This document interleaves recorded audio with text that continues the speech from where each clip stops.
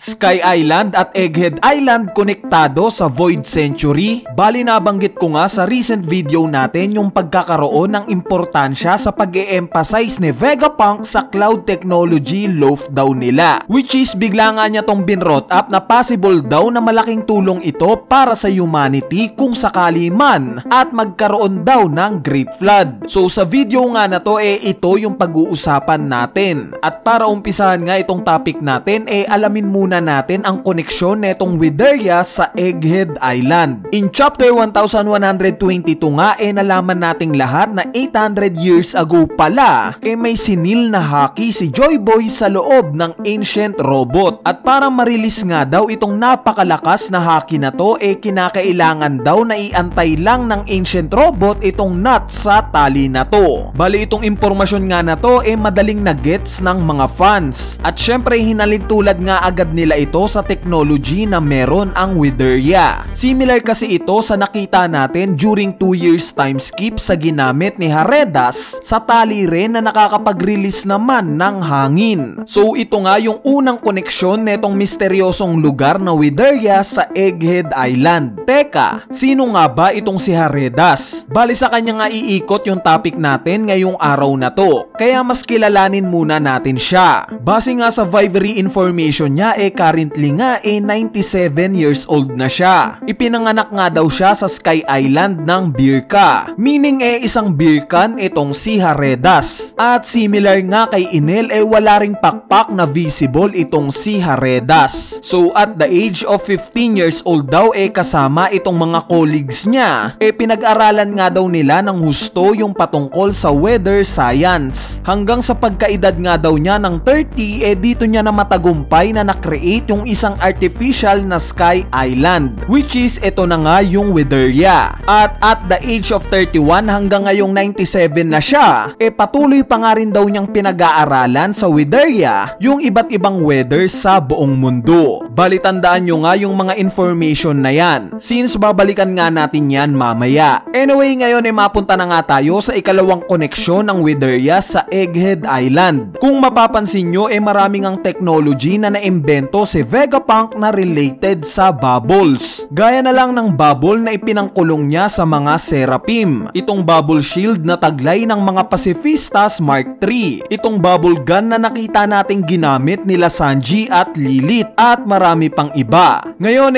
itong bubble technology nga na to nakita na rin natin way back 2 years time skip pa. Yes guys, yung tinutukoy ko nga sa Wideria. Marami nga tayong nakitang bubble technology dito. Gaya na lang ng payong nagawa sa bubbles. Itong weather balls, itong bubble prison, itong similar sa bubble shield na ginamit ni Haredas para hindi siya tablan ng ulan at marami pang iba. So ano ba yung pinopoint ko dito? Bali ang pinupunto ko nga maaaring napadpad na noon pa si Vegapunk sa mismong Wideria. Dito siya nakakuha ng idea sa mga imbensyon niya similar sa bubble technology. Sa tingin ko nga very possible itong theory na to. Dahil hindi naman porket isinilang na matalino si Vegapunk alam niya na kaagad ang lahat. Possible nga na inikot rin ni Vegapunk yung mundo para makapag-accumulate ng knowledge. Ang isa nga sa ebidensya neto itong edad ni Vegapunk. Nung time nga na na-create na ni Haredas itong Wideria ito na rin yung time kung kailan ipinanganak si Vegapunk. Coincidence lang kaya ito? Ang isang ebidensya pa nga dito itong mga napuntahan nila Usopp, Chopper at netong kababanggit ko lang na si Nami during 2 years time skip. Sa part nga ni Usopp ang isla na napuntahan niya itong Bowen Archipelago. May nakita nga tayong forest dito na nakakapag-produce ng pagkain. At coincidentally nga may similar din na technology si Vegapunk neto sa Egghead Island. Ito nga yung cooking machine niya na nakakapag-produce din ng pagkain. Sa part naman ni Chopper napunta nga siya sa Toreno Kingdom. Despite nga ng appearance ng lugar na to na parang makaluma ang katotohanan nga napaka-advance ng lugar na to. In fact napakaraming ang medical books dito. So possible na dito naman nakuha ni Vegapunk yung knowledge niya patungkol sa medicine, gaya ng nakita nating mga organoid sa laboratory niya. At lastly,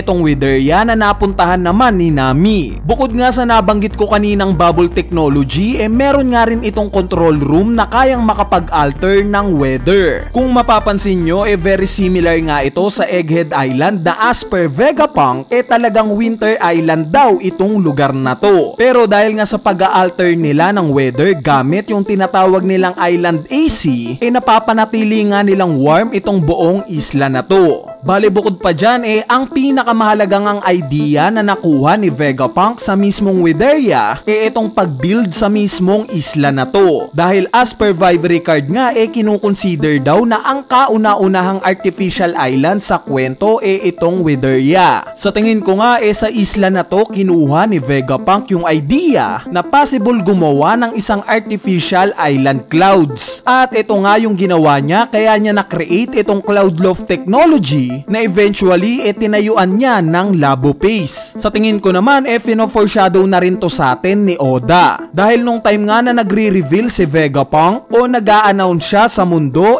nung oras nga na ipakita sa background itong Wideria, ang nakita nga natin itong si Haredas. So ano ba ang napapansin nyong ginagawa niya? Naghahalo nga siya ng kung anong bagay o parang nag-e-experiment siya. Pero kung titignan nyo ngang mabuti, sobrang similar na itong ginagawa niyang mixture sa mismong Cloud Loft technology ni Vegapunk. Sa tingin ko nga ito yung hint na sa Wideria talaga nakuha ni Vegapunk yung knowledge niya patungkol sa Cloud Loft technology. Bukod pa dyan yung eksaktong statement nga ni Vegapunk patungkol sa pagtitiwala niya daw sa talino ng humanity at sa science na makakagawa daw sila ng paraan para maprotektahan ang mga tao mula sa katastrofeng parating. Eksakto ngang nakatutok kay Haredas at sa mismong Cloud Loft technology. Sa tingin ko nga hindi ito coincidence at purposely itong ginawa ni Oda. Bakit? Dahil possible ngang hinihint ni Oda na related itong Birkan na si Haredas sa mismong Void Century. Paano? Dahil nakakapagtaka nga kung paano nalaman o natutunan ni Haredas itong mga knowledge niya, gayong nasa Sky Island lang naman siya at hindi pa siya nakakababa sa lupa. Bali sa tingin ko nga nakuha niya yung knowledge niya patungkol sa Cloud Loft technology sa pamamagitan ng mga libro galing sa mga ninuno niya. Ang ebidensya nga natin dito yung matagal ng existence ng mga Birkan.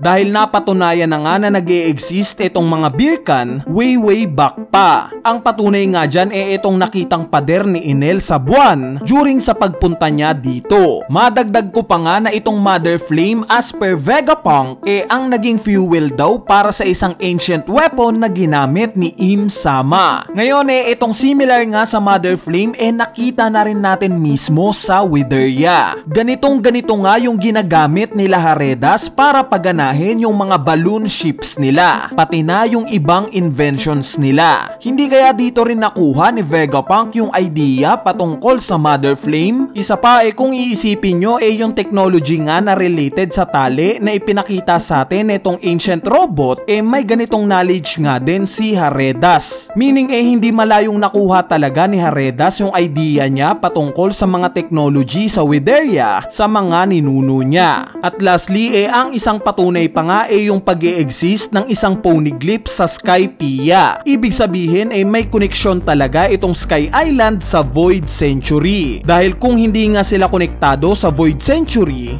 dapat na walang nag-e-exist na poneglyph sa lugar na to, diba? So in summary nga sa topic natin itong si Haredas ang originally na nakadiskubre ng Cloud Loft technology, similar sa bubble technology. At since si Vegapunk nga nag-gather ng knowledge para mas mag-improve pa yung utak niya, possible ngang naglakbay siya sa iba't ibang parte ng mundo. At some point nga napuntahan niya itong Wideria, kung saan dito niya nga natutunan itong patungkol sa bubble technology na eventually ginamit niya para bumuo ng sarili niyang mga imbensyon. Pati na rin yung iba pang technology na meron itong Wideria na eventually nakita rin natin na ginamit ni Vegapunk sa Egghead Island. Ang punot dulo nga kaya nalaman ni Haredas itong mga knowledge niya dahil sa natutunan niya ang lahat ng ito sa mga libro ng ng ninuno niya na umabot pa during Void Century. Ang ebidensya nga dyan itong pagkasimilar nila ng ancient robot sa technology ng lubid. Anyway, ayan na nga yung maikling topic natin patungkol sa koneksyon ng Wideria sa Egghead Island at sa Void Century. Kung natrepan nyo nga itong topic natin, huwag nyo nang kalimutang pindutin niyang like button dahil napakalaking tulong na nga yung like nyo para sa ating channel. So yun lang,